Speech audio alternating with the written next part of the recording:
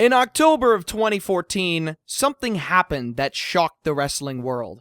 AAA, down in Mexico, decided to work with Robert Rodriguez and his new channel, the El Rey Network, to make something very special within the wrestling world.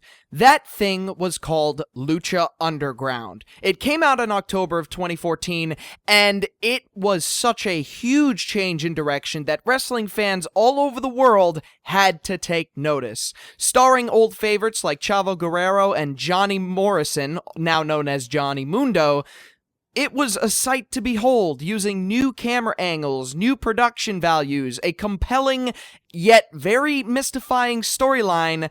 Things got crazy. Now we are in the month of July. Ultimo Lucha, the season finale of Lucha Underground, will be airing on August 5th, and so now I think is the best time to give our own little review of the first season of Lucha Underground, especially since a second season may not happen. But it also may happen. Please, give us some certainty. Please, El Rey Network, Robert Rodriguez, AAA, let us know something, because I want more Lucha Underground. I hope the ratings were enough to suffice. Please, give me more Lucha Underground! I need it now! I need more Lucha Underground! We interrupt this podcast to let Calcos have a nervous breakdown. Ah! Hello, my name is DJ Calcos, and joining me is... Nikki VMLP.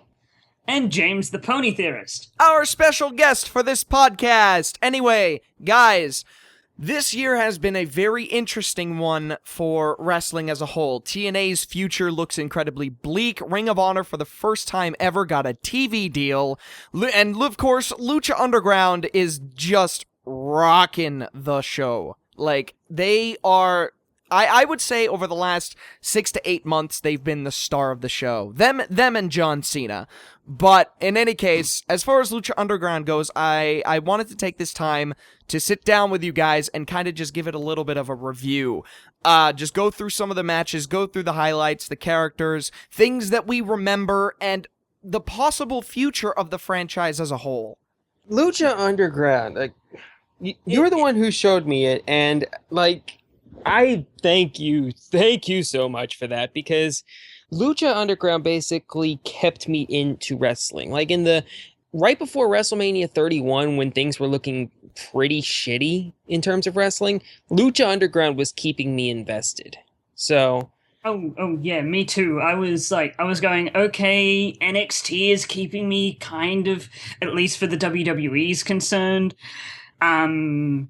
Ring of Honor was okay, but I couldn't watch it that much because the production values were just too low. Now that they've got a TV deal, who knows what'll happen there. And then Lucha Underground came around, and I'm not sure if I was the one who introduced it to Toon, but I did show it to him and said, hey, you gotta check this out. This is some good wrestling and okay storytelling. I didn't like it at first, but it grew on me.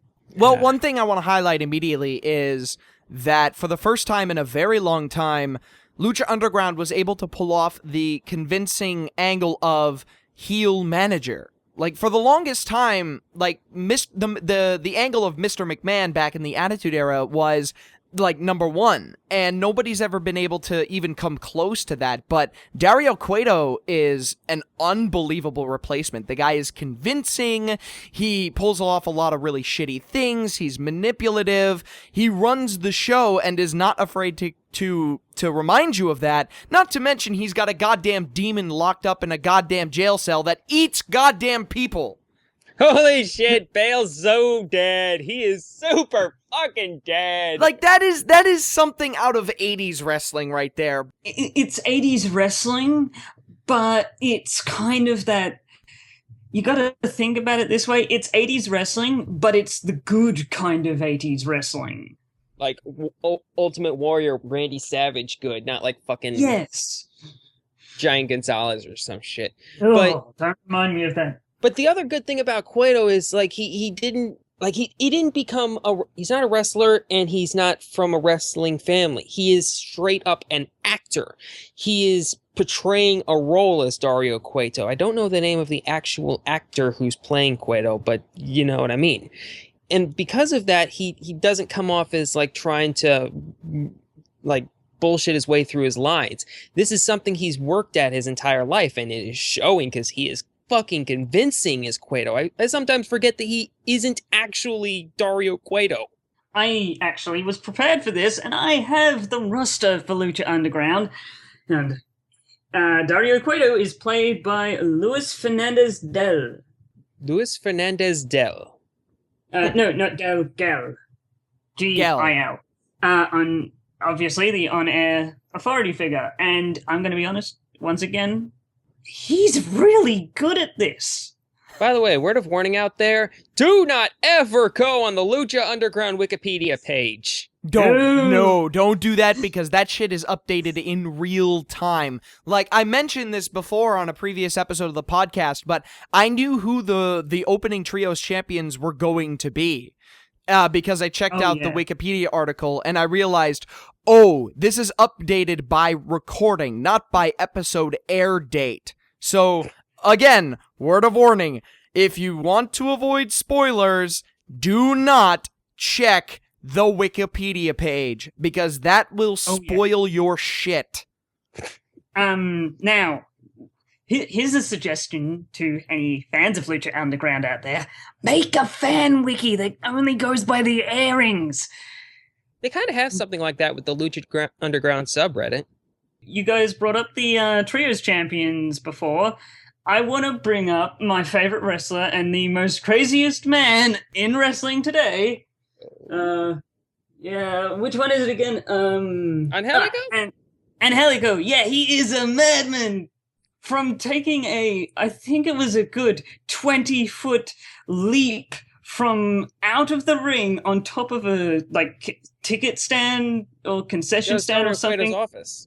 Yeah, it was Dario Cueto's office. And jumped and nailed a guy on a ladder in the middle of the ring. And of course, there was a spot before that where he did a fucking cross body off of that shit. I mean, that put, for anybody that was on the fence of Lucha Underground and of Angelico, that put them both on the map. That's what finally got my friend, who I've been trying to get to watch Lucha Underground forever, to finally go, okay, I will watch this shit. Now, there's two fans in here, two people in here who are big fans of a certain thumb-pointing wrestler by the name of Rob Van Dam, and that kind of drop kick and the crossbody may have sold me on the thing and not wanting to leave anytime soon, because I look at him and I see a little bit of a young Rob Van Dam, especially with his moveset and such. If he could get better on the mic. That's very true. Like, crazy, insane flying skills and, kind of all right on the mic, not great, but okay, along with, a full of himself attitude. Good kicks, good striking, decent wrestling. He's got a very, I didn't really notice it as much as I have now that I'm saying it, but he's very much like Rob Van Dam. And that can't be a bad thing. No, I'd say no. It's not a bad thing at all. Especially with wrestling sets, because, I'm going to be honest, I prefer good wrestling over good performance on the mic. If you've got good performance on the mic, and I mean, really good Stone Cold, CM Punk, that kind of level, then I can kind of look past the wrestling. But if you're a great wrestler and you're not so good on the mic, I go, whatever, it's about wrestling. Yeah.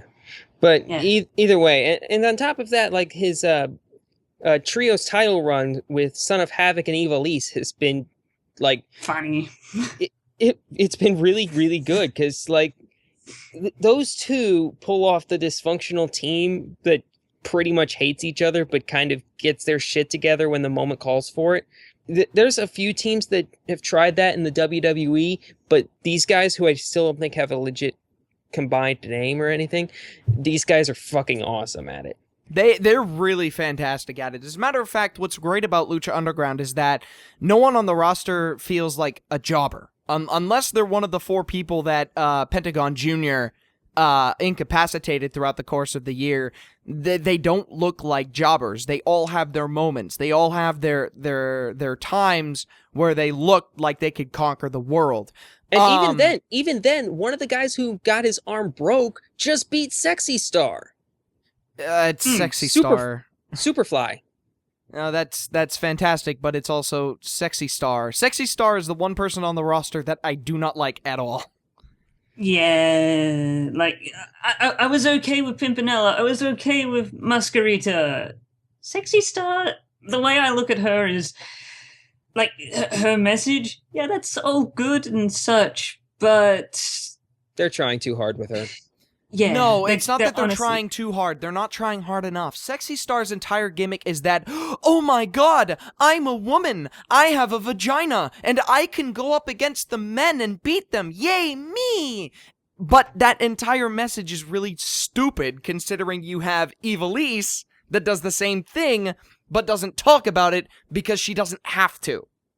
She doesn't give a shit. No. Because anybody who talks shit about her gets the living shit kicked out of them. I don't care about intergender wrestling. It's something that's here, and it's something that should have been here a long time ago, but people are so up in arms about it because of the violence against women argument. And I'm like, hey, if a woman wants to go up against a man in a fight, well, you know what? She stepped into that world, and I don't care what her gender is. If she's tough enough, she can get out of it. So as far as intergender wrestling goes, kayfabe and real life, I have no problems with it, and as a matter of fact, it just makes things that much more simple because you don't need a female and male division. You can just put them in the ring and go. And Sexy Star is supposed to be that bridge between the two different gendered divisions, but it's not working. Ivelisse is in that role far better than Sexy Star ever has. I can agree with that. Now, you know what? I want to bring something up because I just remembered it. And this may... You know what? This is a spoiler. But it's not something that's going to be happening this season. This is a possible prediction, possible thing that may be happening in season 2 if we get one. Please. A certain former masked WWE superstar has been seen at the Lucha Underground tapings, hanging out, talking with some of the guys, and there are rumblings that Rey Mysterio may be making the jump to Lucha Underground if there's a season 2. Oh, shit. No, please, no. No, I don't want to see him blow out his knee for the 150th time. I don't want to see that happen. Rey Mysterio is over 45 years old, and he should not be wrestling. No, I wouldn't. See, that's the thing. I wouldn't put him as a wrestler. I'd put him as Prince Puma's new manager. Yeah, but he can't talk. Rey Mysterio has never been known for his talking. He's been known as the guy that shows off high-flying maneuvers to people that have never seen him before.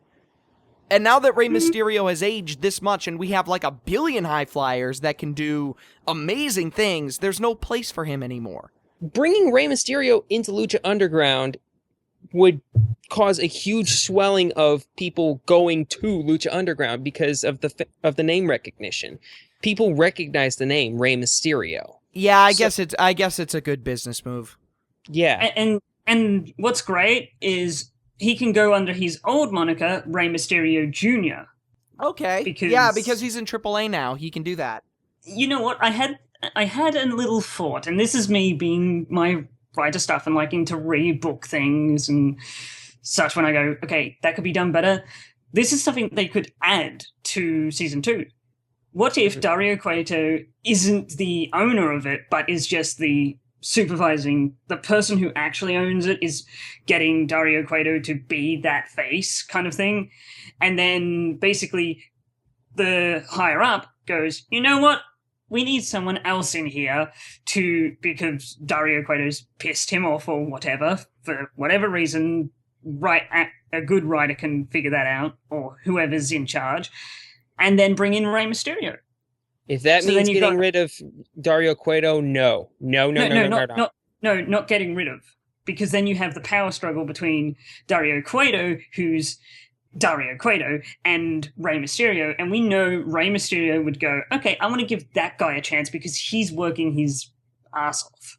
And then you could have we've got the guy who isn't a wrestler, who's literally, he's build as someone who isn't a wrestler, who just wants to see people fight and make money off it. And then you got Rey Mysterio, who's a legend in wrestling.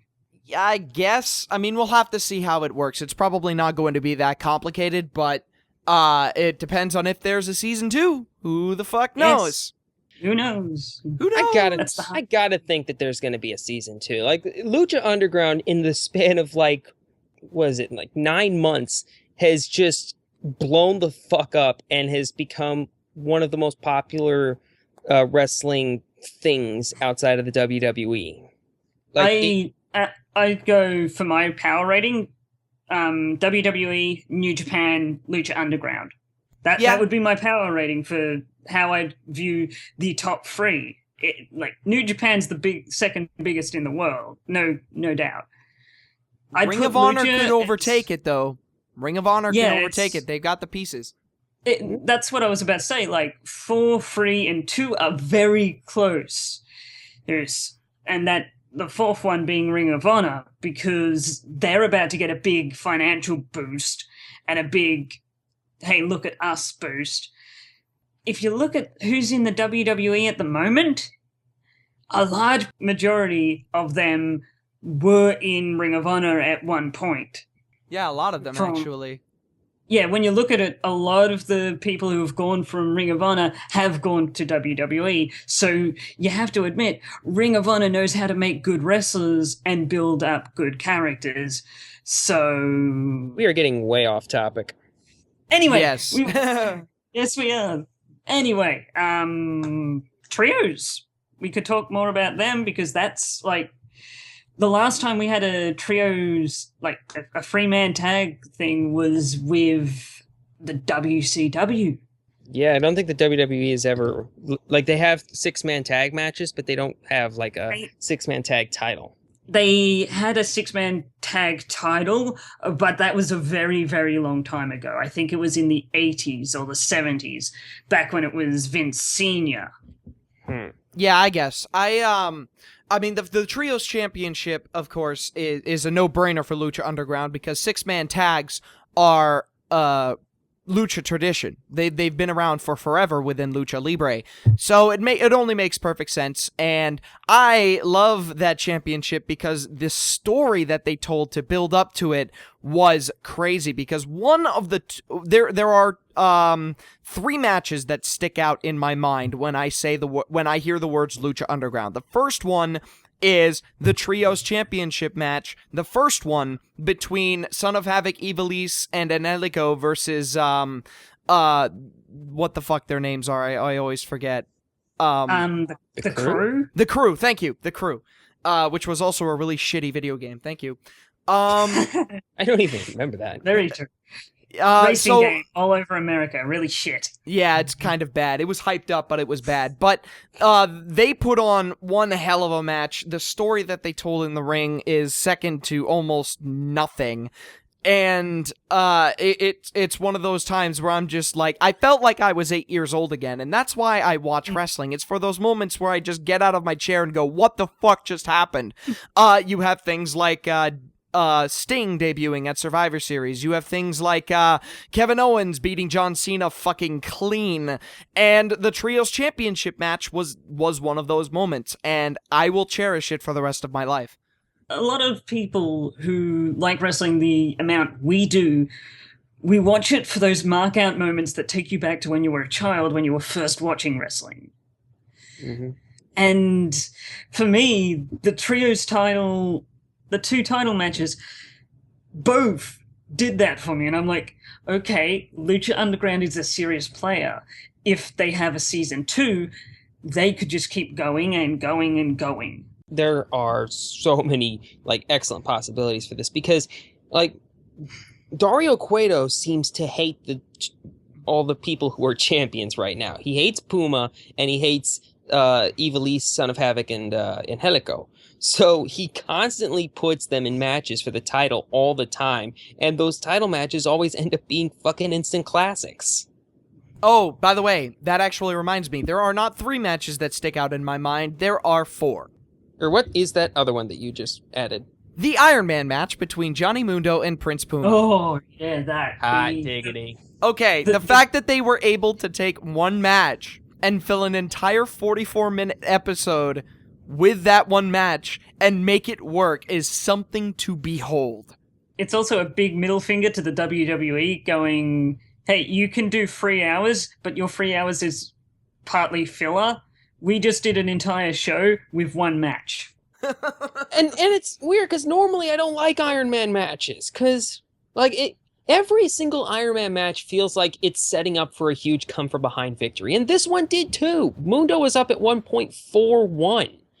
I know, and that's when as far as who I knew who was going to win. I knew Puma was going to come back. I continued to watch for the wrestling, not the story, because I knew the story. Yeah, and those last 4 pins where Puma made up the difference was really great and did a lot of story progression because it set up the match at Ultima Lucha, spoiler, between Alberto El Patron and Johnny Mundo. Well, that kind of was announced this week, so semi-spoilers. Spoiler for the newest episode. Spoilers. Spoiler light. That's a small spoiler, not one of those giant ones. Yeah, but by the way, Alberto's gonna win. I'm predicting that right now. Fucking El Patron is winning that shit. Yeah. Dude, he is the John Cena of AAA and Lucha Underground, okay? Yeah, he kind of is. This isn't the WWE, though. No, he really is. You underestimate just how over Alberto El Patron is amongst the Latin crowd. It's not LOL Cena wins, it's LOL Patron wins. Yeah. Patron. Patron. I do like that name. It's much better than Del Rio. Yes, I will agree there. It's still kind of like Del Rio rolls off the tongue better for me, but I kind of like El Patron because isn't that Spanish for the boss? I think so. Yeah. I'm not sure. I think it's like the boss or the patron or something.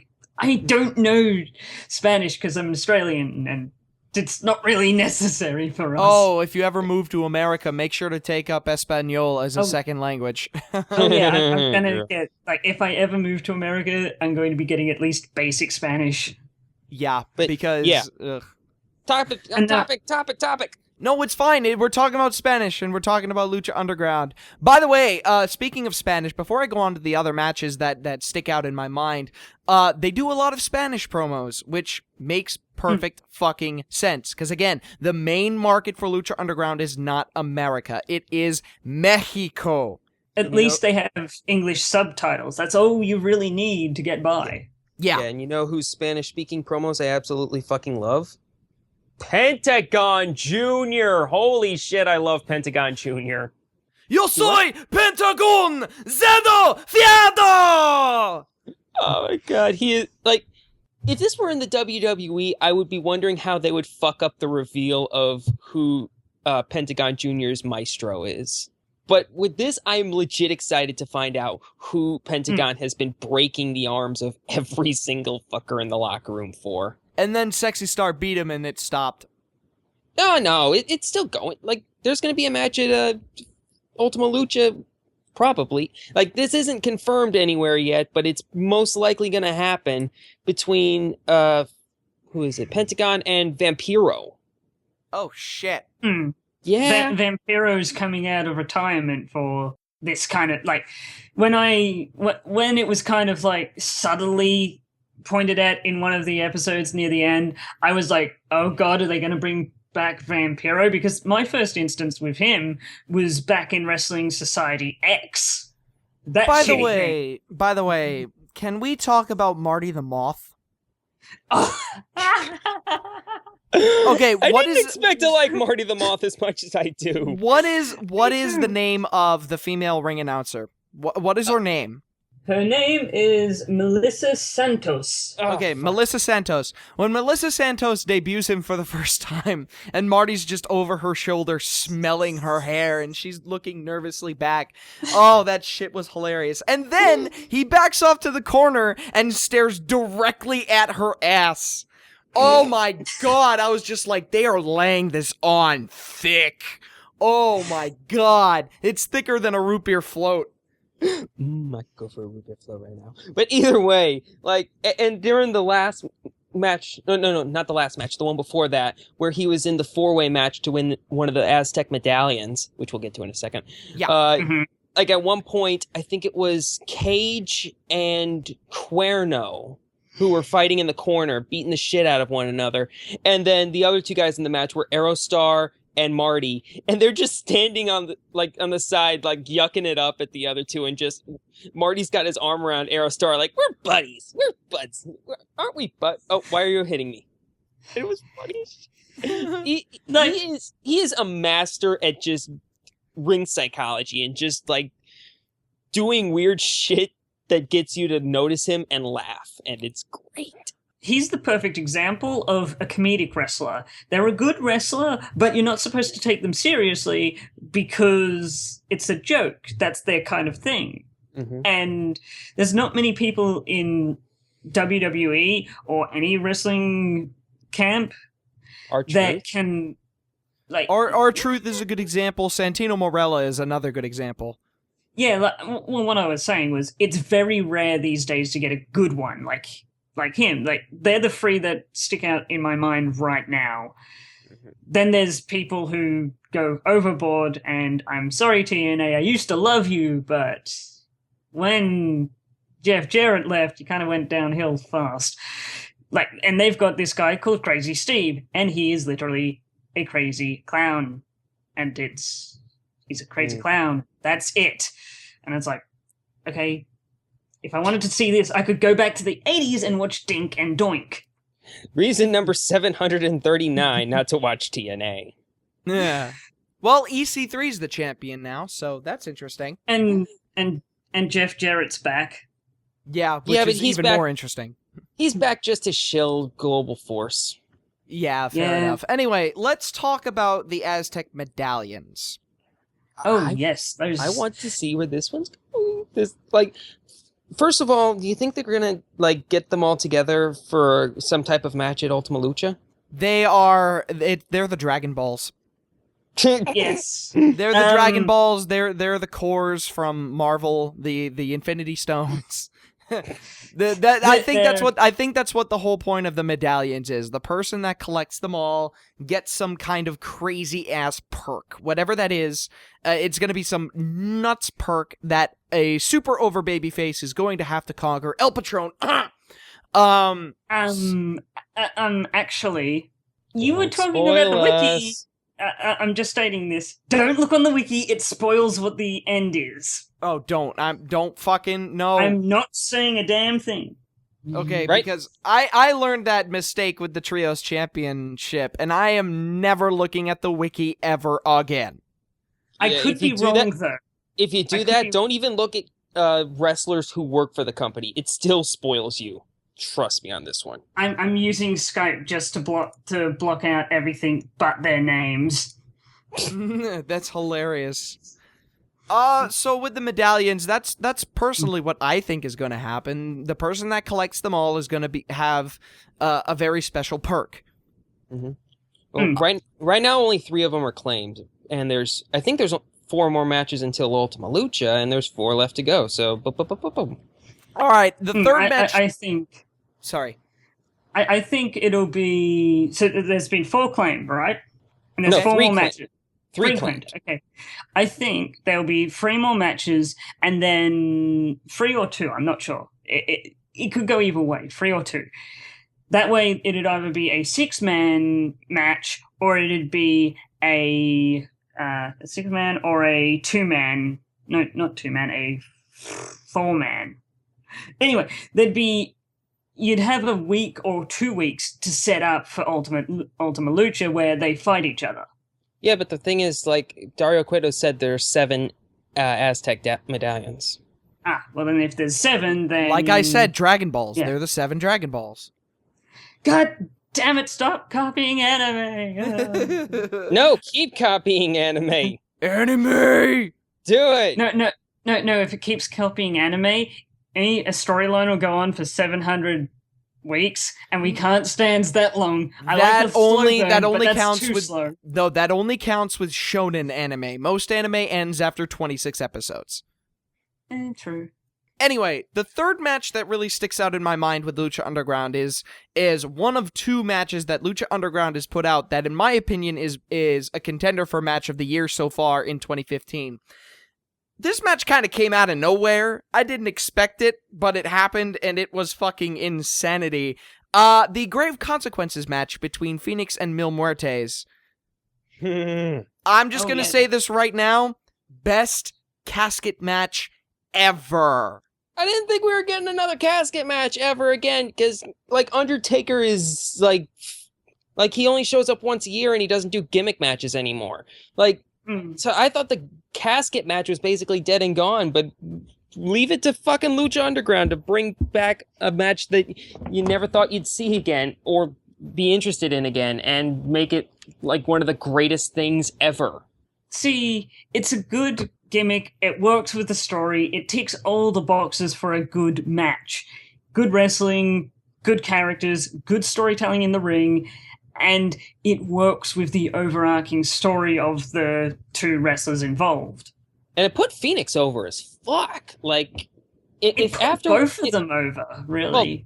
Well, oh yeah, definitely. But like, if Phoenix were to have a match for the Lucha Underground Championship at that point, I'd be like, okay, Phoenix is like, he's not gonna. I don't know if he's gonna win, but he deserves it. Well, Puma's had that championship for about 1 billion years. I mean, he's had it since it introduced. At Ultima Lucha, he is most likely gonna face Muertes. Oh, Mil Muertes could win it. Ooh. I was about to say, what are the odds of Muertes walking away with the title? That match is confirmed for Ultima Lucha, so that is a match that is happening. And I think Mil Muertes may work as transitional champion within the into the second season of Lucha Underground, where Phoenix will take it, because Phoenix and Mil Muertes, their fates will forever be intertwined, because Phoenix is the man of 1,000 lives, Mil Muertes is the man of 1,000 deaths. It's literally what Mil Muertes translates into. It only makes sense for them to forever have a plot line that involves them. And for them to have really high-profile matches like the Grave Consequences match. Now, the fourth match, one that a lot of people have kind of forgotten about, is the most important match that they've ever put on in Lucha Underground. The Aztec Warfare match. Yes, that is a very important match, and I think, to be honest, if I saw WWE announce that they were doing something similar to that, I'd be like, you know what, I don't care. You're taking their idea, and it's a good idea. Go for it. Yeah, they need to redo the Royal Rumble so that way it's not over the top rope, it's pinfalls. I hate the idea of over the top battle royales, because in wrestling, people go over the top rope all the fucking time. So why is it all of a sudden it's so hard to get people out? I guess, like, the kayfabe reasoning for that is because in this case you're legitimately trying not to, because if you're in a regular match, you can still do stuff outside the ring, so it's not too terrible, but yeah. They need to revamp the Royal Rumble in some way. That would most likely be the easiest way to do it. They need to choose better people to win. Yeah, I was about to say, the last 4 Royal Rumbles were won by people that we did not fucking want to have win. Yeah, the last Royal Rumble that was, like, truly satisfying was 2010's, for more than just Edge winning. Like, that Royal Rumble top to bottom was very good. But 2011's Royal Rumble, it proved that 40 men is too much. The 2012 Royal Rumble was Sheamus when it should have been Chris Jericho.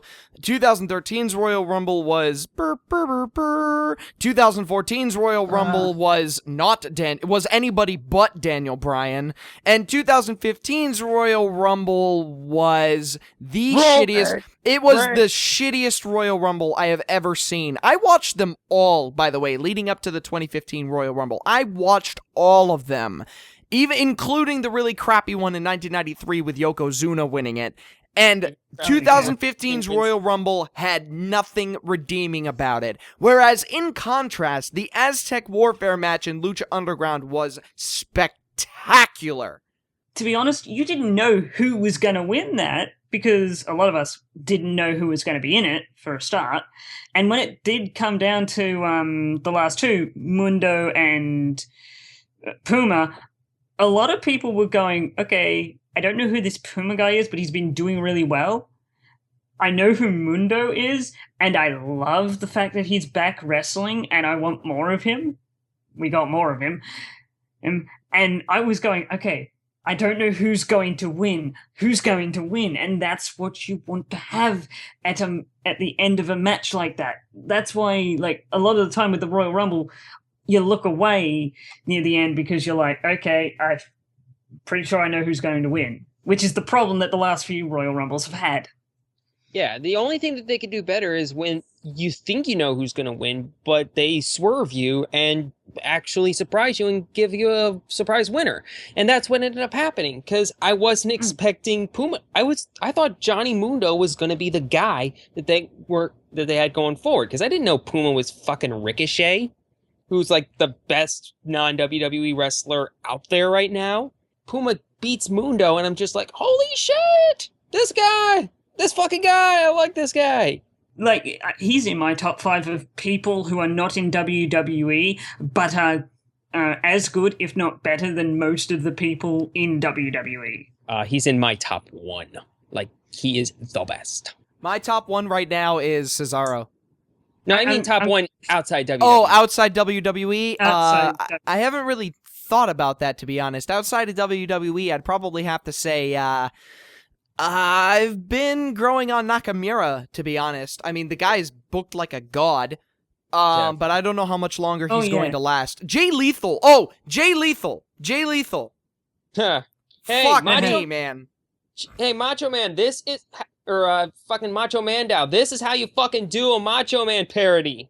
Jay Lethal is my number 1 outside of WWE right now, and I'm so goddamn happy he beat that homophobic bastard and broke his 3-year streak to win the championship.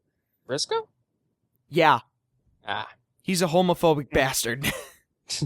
Well, he wouldn't have liked the recent history of America. Also, by the way, congratulations, boys, you did it. Australia still hasn't done it, but... Yes! We are one of like 12 nations! We fucking did it! Woo! Your country would probably do it too if you didn't have a giant fucking spider as your prime minister. I would like to note something, though. You're beat by Ireland. That's not a good thing. Well, a lot of people are beat by Ireland. True. You have to think about that. It's still pretty fucking early for all of this, and the fact that America was able to do it this early was crazy. Topic! Yep. But, you know what? There is something and someone I'd like to bring up. Sure. Someone who we've kind of been overlooking. Big Rick. Ooh! Ezekiel Jackson! Yes! He's good! He used to be shit in WWE, but he's good! I don't know, man. I think being in AAA has done him a lot of favors, because now he acts as the proper big guy, and I would love to see a match between him and Mil Muertes. Oh, give it to me. He's a big guy, and he plays the tweener role well, because basically his allegiance isn't to like moral standards or anything. Or it's like, I'm going to be a good guy, or I'm going to be a bad guy. I'm going to be a guy that gets paid, motherfucker. And I don't blame him. When I saw that Big Rick was going to be in Lucha Underground, I was like, okay, I can recognize this guy. He was all right in the WWE. Let's see if he's moved on any. Yeah, he's gotten way better. And yeah, the pairing... example of WWE doesn't make great superstars make WWE. Nice. Yeah. I hate to say that because Vince McMahon has done a very good job in the past of making really, really popular wrestlers, but something happened lately where they've constantly had to feed off of other smaller promotions to get their talent. And at this point, they need to do what Lucha Underground has done, because Lucha Underground, more so than any other promotion, and I think is their absolute best asset, is that they have created very compelling, very entertaining, and very wide open and detailed storylines Lucha Underground, more so than any other promotion, be it Ring of Honor, TNA, New Japan, doesn't matter what it is, has created some of the most interesting and dynamic storylines I have ever seen in wrestling history. I've never seen anything at this level, and every other promotion needs to look at Lucha Underground and say, yep, this is how you do it. This is how you make a wrestling storyline. And if WWE wants to become popular again, if they want to bring back the success that the Attitude Era had before, they don't need to go back to the violence. They don't need the fucking womanizing gimmicks. They don't need the adult appeal. They just need to create stories that people can get into. Because we live in a world where people can handle and appreciate very diverse and very, very intricate storylines that they have to follow from beginning to end to understand. Case in point, Game of Thrones. Now, if WWE wants to bring back that magic, they have to craft storylines that people give a shit about. Pointing this fact out, one of my favorite WWE storylines, Right to Censor. Oh, Right to Censor, okay. Some of you might not understand what Right to Censor was. Back in that time, the censorship was going haywire because they didn't like the whole fact that WWE was doing what they were doing. And this was kind of WWE giving them the middle finger, saying, this is how we and a lot of people perceive you, and this is how people like to be treated. They like to let people do whatever they want. If they find entertainment, they're going to come. If they don't, they won't. And we as business people should be able to go, okay, we need to change, which is kind of what WWE at that time did. They were all about change. And now they're all about, lol, John Cena, lol, look at our talent pool. Now, for the first time, I'm actually not going to agree with lol John Cena because, and I can't believe I'm saying this, Wrestler of the Year for 2015 so far is John Cena.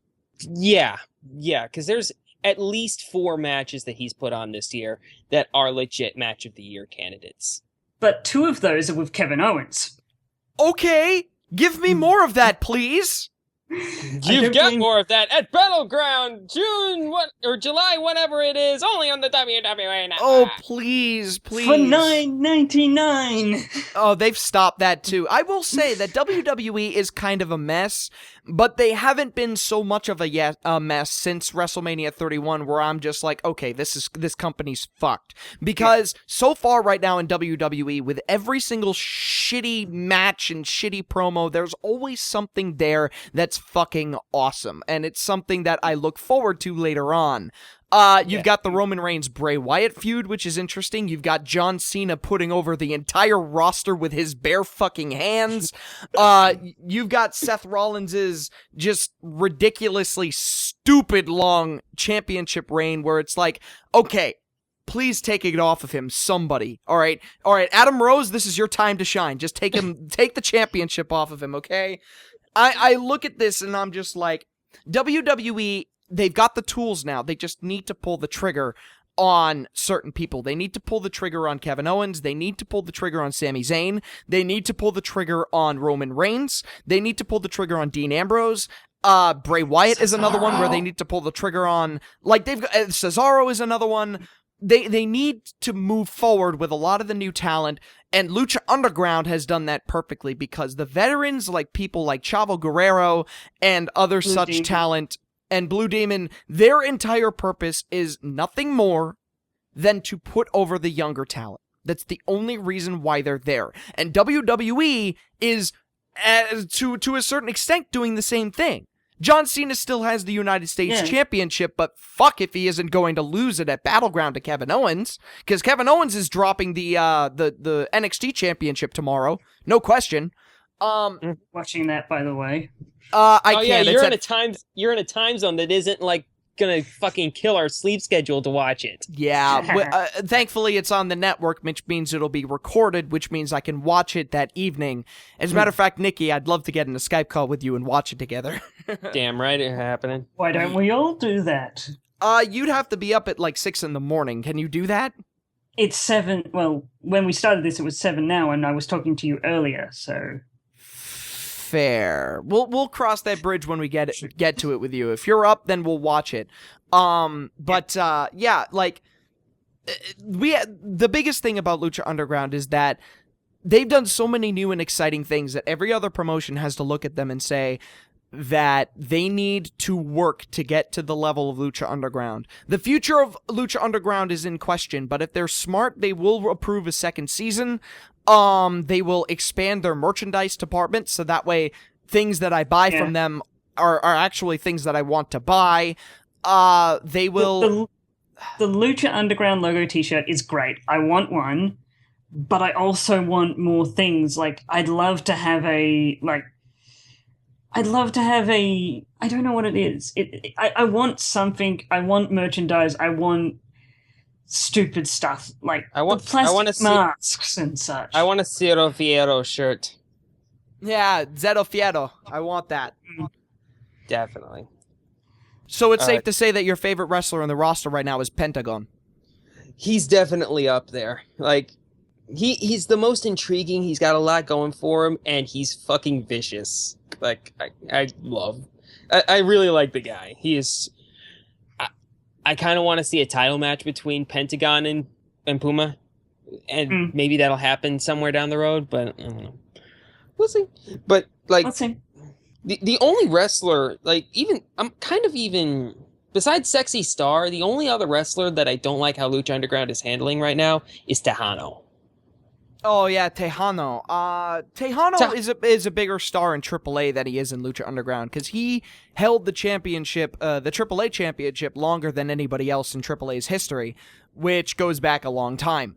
I get that, and I like Tejano as a heel. I don't like the fact that they're trying to make Tejano a face. He has a heely face. He looks like the kind of guy who will screw you over and laugh about it. He does not. He takes a bullwhip to the ring. In his teeth. Like, he looks like an a-hole. Why are they trying to... And I guess that's sort of out of the fact that there are so many heels at the moment. Because there's, like, a lot of heels at the top of the card over in Lucha Underground. Like, just off the top of my head. Hernandez, Cuerno, Cage, Mundo, Mil Muertes, Pentagon Jr. Like, there's a lot. And how many faces are there at the top of the card? Like, Puma, two, Patron, Phoenix, but he's presumed dead for a while. Drago, Drago, but he's on that like tightrope of jumping to heel. Yeah, it's weird. The one person who I think they should have stayed, that should be faced, is Mundo, because when he's a good guy, people love him. When he's a bad guy, people hate him. He's great because he can play both sides of the coin. But he needs to be faced right now because of the massive amounts of heels on the roster. Yeah. Like, Tejano, he's a heel.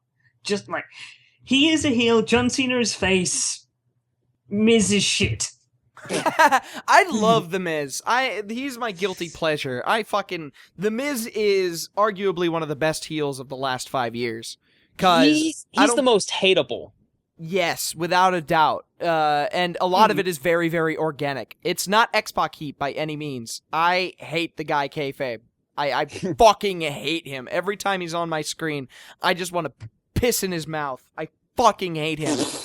He has a very punchable face. Yes, exactly. And it works so well. Oh my god, The Miz is such a great heel, and people don't see that.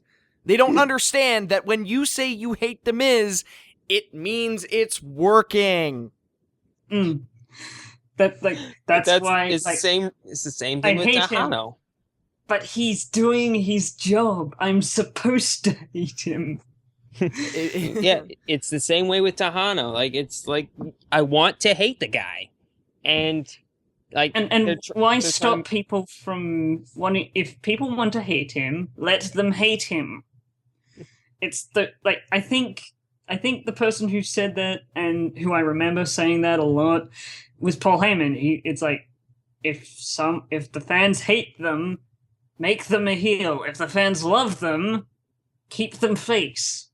This is why Paul Heyman is inarguably the best. And if you want to fuck everything, if you just want to fuck the audience up, make a likable face a heel all of a sudden. Because, I mean... Points to Hulk Hogan. Points to The Rock, points to John Cena, points to fucking Kevin Owens. Oh my god, Kevin Owens. What a heel turn.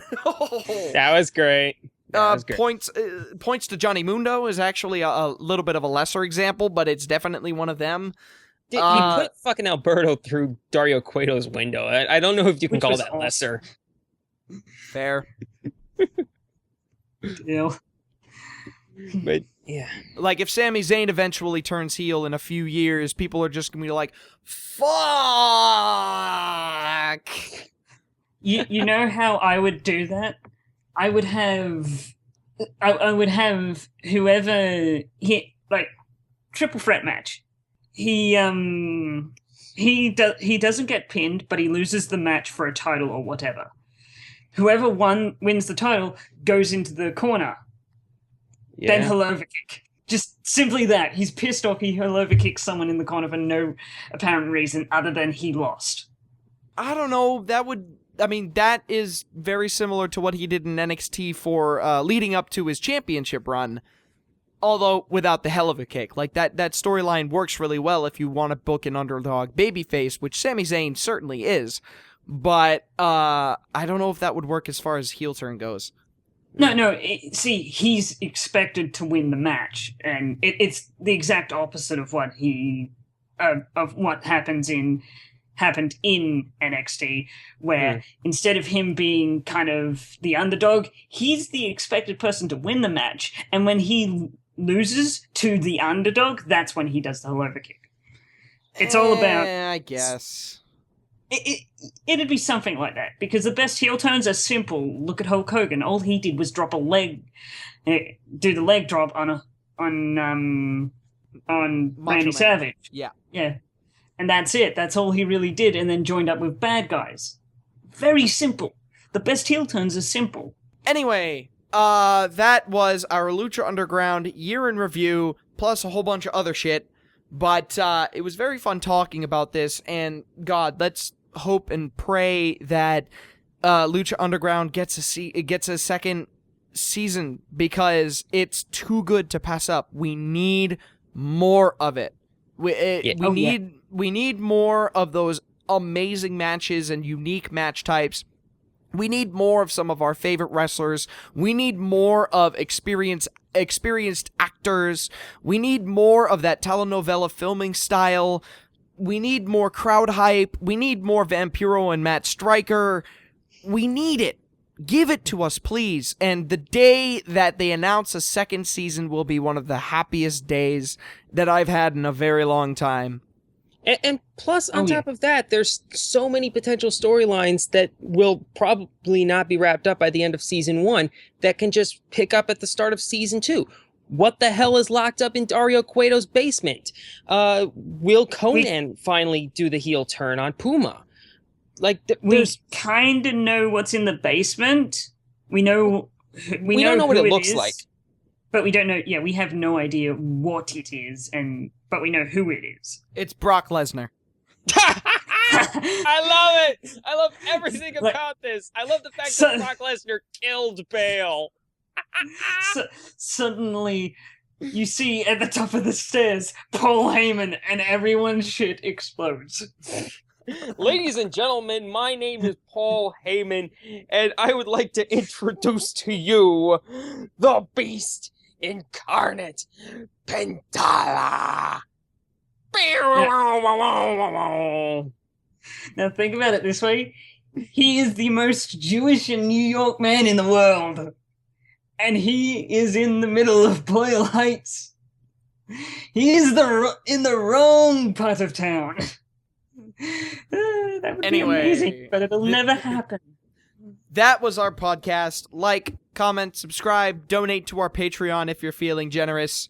I know this month had a very weird glitch happen with Patreon where people declined because, well, it did it automatically. So this month was a bit of a fiasco, but next month should be much sooner now that they know what the fuck happened. So Yeah. Do all of those things, but most important, just stay classy and have yourself a good lucha night.